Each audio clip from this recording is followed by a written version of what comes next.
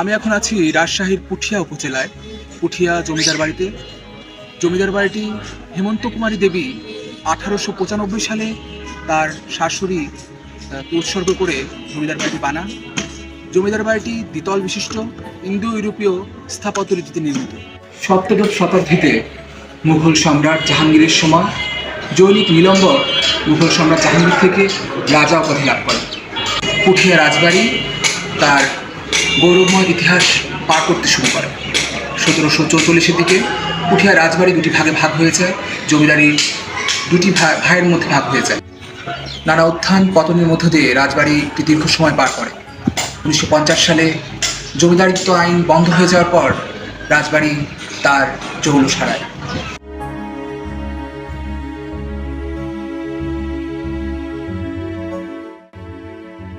ভবনের সম্মুখ ভাগের স্তম্ভ, অলঙ্করণ, কাঠের কাজ, কক্ষের দেয়ালে ও দরজার উপর ফুল ও লতাপাতার চিত্রকর্ম চমৎকার নির্মাণ শৈলীর পরিচয় বহন করে। ছাদ সমতল, ছাদে লোহার বিম, কাঠের বর্গা এবং টালি ব্যবহৃত হয়েছে। রাজবাড়ির আশেপাশে মন্দির রয়েছে 6টি। সবচেয়ে বড় শিব মন্দির, যেটি 1823 সালে নির্মাণ করা হয়েছিল। এছাড়া রয়েছে রাধা গোবিন্দ মন্দির, গোপাল মন্দির, গোবিন্দ মন্দির, দোলমঞ্চ। প্রতিটি মন্দিরের দেওয়ালেই স্থান পেয়েছে অর্থবহ অপূর্ব সব পোড়ামাটির কারুকাজ। বিভিন্ন গড়ন রীতির মন্দিরগুলোর প্রতিটি আকর্ষণীয়।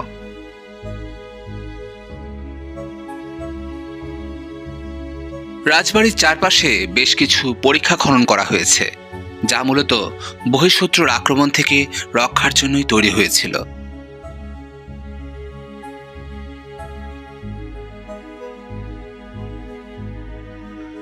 রাজবাড়ির দ্বিতীয় তলাটি এখন জাদুঘর হিসেবে ব্যবহৃত হচ্ছে, যেখানে বিষ্ণুমূর্তি, কৃষ্ণ পাথরের সরঞ্জাম, নানা ধরনের মাটির পুতুল যা বহু পুরাতন, এছাড়াও বগুড়া মহাস্থানগড় থেকে প্রাপ্ত বিভিন্ন পোড়ামাটির ফলক এবং জমিদারদের ব্যবহৃত তৈজসপত্র স্থান পেয়েছে।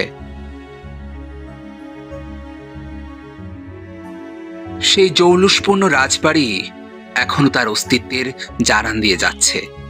এই তো 100 বছর আগে ক্ষমতার গন্ধে মোমো করতে থাকা রাজবাড়িটি আজ কেমন নিস্তেজ, ইতিহাস হয়ে নাম লেখাচ্ছে বাংলার প্রত্নতাত্ত্বিক নিদর্শনগুলোর মাঝে।